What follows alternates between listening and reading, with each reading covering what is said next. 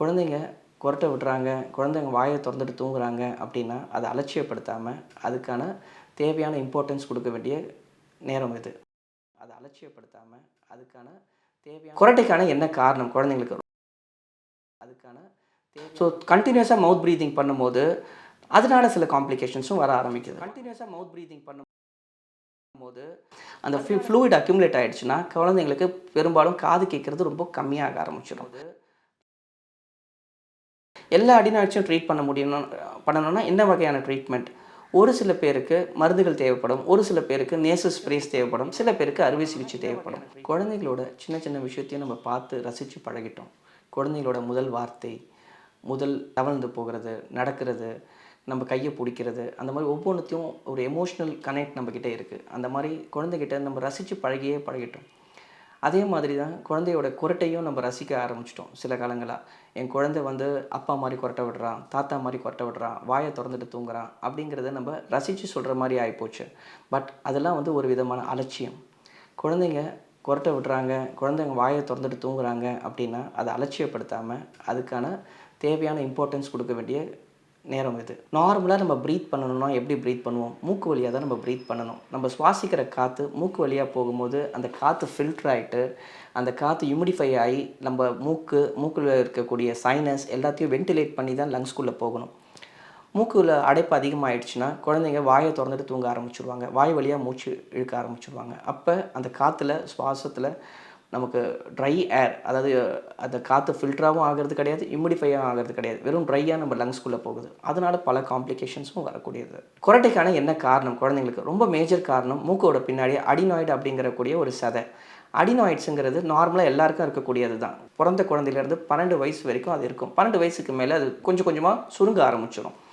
அந்த அடினாய்ட்ஸ் ரொம்ப பெருசாகிடுச்சு, ரொம்ப அடைச்சிக்கிச்சுன்னா மூக்கு வழியாக சுவாசம் எடுக்க முடியாது.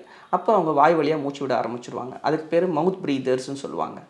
ஸோ கண்டினியூஸாக மவுத் ப்ரீதிங் பண்ணும்போது அதனால சில காம்ப்ளிகேஷன்ஸும் வர ஆரம்பிக்குது. ஸோ இப்போ என்னென்ன காம்ப்ளிகேஷன்ஸ் மவுத் ப்ரீதிங் இந்த ஸ்னோரிங்னால் வரக்கூடியதுங்கிறத நம்ம பார்க்க போகிறோம்.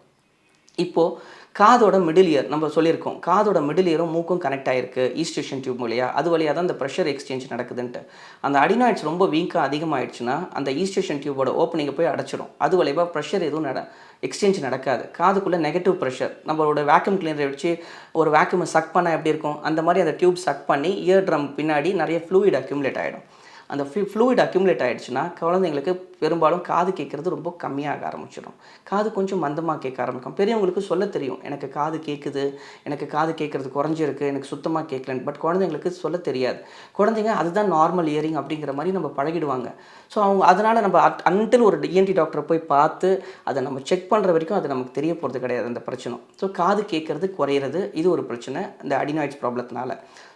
ரெண்டாவது, ரெக்கரண்ட் கோல்டு வர்றது. அதாவது மூக்கில் எனக்கு குழந்தைங்களுக்கு அடிக்கடி சளி வந்துட்டுருக்கு, மாதம் டாக்டர்கிட்ட போயிட்டுருக்கேன், மாதம் நான் ட்ரீட் பண்ணிகிட்ருக்கேன், லங்ஸில் சளி இருக்குது அப்படின்னு பார்ப்போம் நம்ம. ஆனால் நம்மளோட கான்சன்ட்ரேஷன் எல்லாம் லங்ஸில் இருக்கும். ஆனால் இந்த மூக்கில் இருக்கிற அடினாய்ட்ஸ்னாலங்கிற விஷயத்தை நம்ம மறந்து போயிடுவோம்.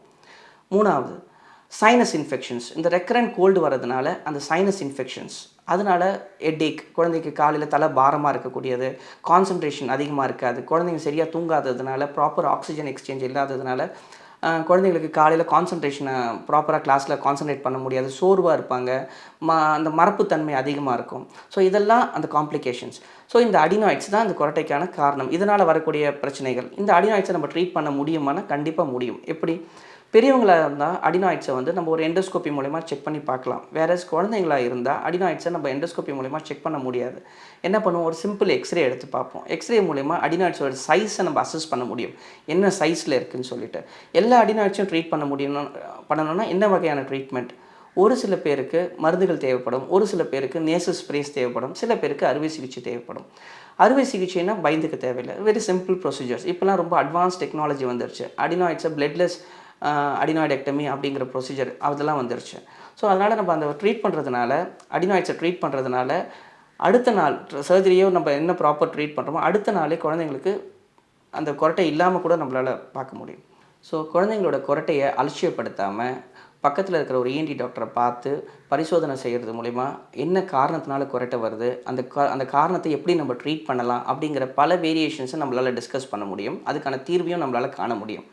ஸோ விரைவில் நம்ம இது சம்மந்தமாக அடுத்தடுத்த வீடியோவில் இன்னும் டீட்டெயில்டாக பார்க்கலாம். நன்றி, வணக்கம்.